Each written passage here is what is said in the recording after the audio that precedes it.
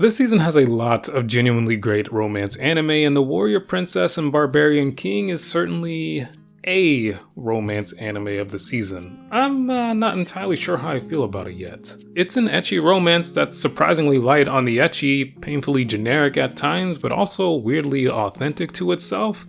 And while that may sound contradictory, after the first 3 episodes, that's genuinely the best way I can describe it. So before I can give you my recommendation and tell you whether to watch it or drop it, let me air out some of my thoughts to give you a clearer picture. We open in the middle of a CGI skirmish that isn't too terrible on the eyes, and we meet Sarah, a high-ranking noblewoman leading a desperate campaign against the barbarians to secure land her people need to survive.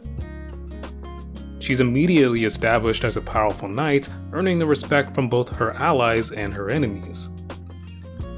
The issue is, Sarah embodies 2 clashing identities, the honor and valor of a knight and the expectations of a woman in a noble house. Her family and society values the latter far more than the former, and that tension defines her character.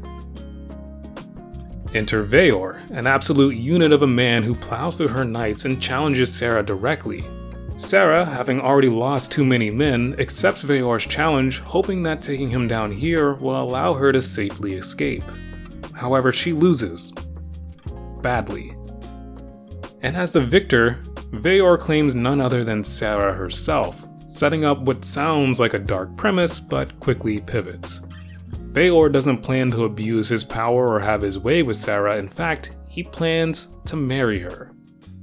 And after a series of misunderstandings, Sarah realizes he's serious and actually sincere. This is actually where my main issue with the anime kicks in. The central contrast, Sarah being rejected by her culture for being a powerful, knightly woman versus living in a barbaric society that openly celebrates strength in women. It isn't inherently a bad setup, it's just not handled in an especially interesting way. The barbarian society is barely barbaric at all, and Veyor himself is so accepting, respectful, and emotionally intelligent that it drains almost all the romantic tension from the relationship. It's less about will she fall for him and more how could she possibly not. And because of that, the show has to manufacture tension through these contrivances. Sarah fainting then waking up beside Veyor naked. Bathing shenanigans, these tsundere-esque rejections of kindness only to quickly succumb to his advances. This is in large part the comedy of the Warrior Princess and the Barbarian King, and it is middling, to say the least. The saving grace is that the humor is oddly adult. Veyor openly expresses attraction, he isn't embarrassed by nudity, and he treats Sarah's body with respect, and he isn't on the receiving end of the typical shock or slapstick panic we see in most of these series.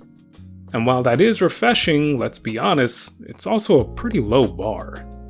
That said, I am enjoying the show far more than I expected, and the reason I think is because of the strong cultural fencing. Veyor constantly reminds Sarah that his people's norms are different from hers, and when she insists that they can't marry because they're enemies, his response is simply, says who?